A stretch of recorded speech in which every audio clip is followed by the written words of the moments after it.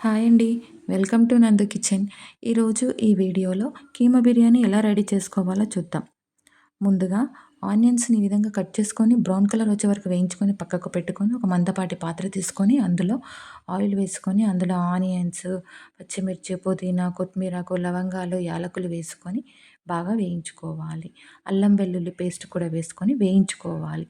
అల్లం వెల్లుల్లి పేస్ట్ వేగిన తర్వాత పసుపు వేసుకోవాలి. ఇవన్నీ వేగిన తర్వాత టమాటా ముక్కలు వేసుకొని కాసేపు మగ్గపెట్టుకోవాలి. బాగా మంచిగా కడిగి పెట్టుకున్న కీమాను కూడా అందులో వేసుకొని ఒక 10 నిమిషాలు ఉడకపెట్టుకోవాలి.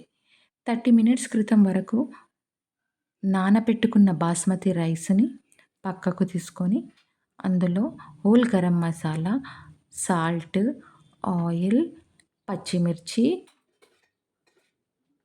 అందులో వేసుకొని ఉడకపెట్టుకోవాలి.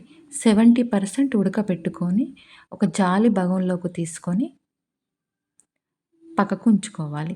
ఆ తర్వాత ఈ ఉడికించిన కీమలో కారం, ఉప్పు వేసుకోవాలి. కారం, ఉప్పు బాగా మంచిగా మగ్గిన తర్వాత అందులో ఒక కప్పెడు పెరుగు కూడా వేసుకొని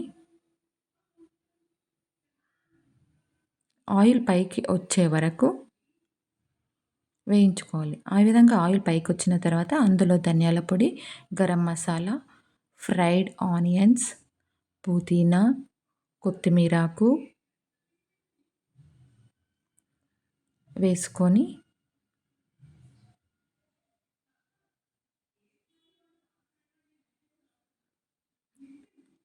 ఉడికించి పెట్టుకున్న బాస్మతి రైస్‌ని కూడా లేయర్ లాగా ఈ విధంగా చూపించిన విధంగా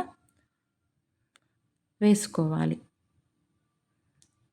ఈ విధంగా వేసుకున్న తర్వాత నెయ్యి, ఫ్రైడ్ ఆనియన్స్, పుదీనా, కొత్తిమీరాకు వేసుకొని ఈ విధంగా దమ్ పెట్టుకోవాలి. అంతే అండి. ఎంతో రుచికరమైన కీమా బిర్యానీ రెడీ.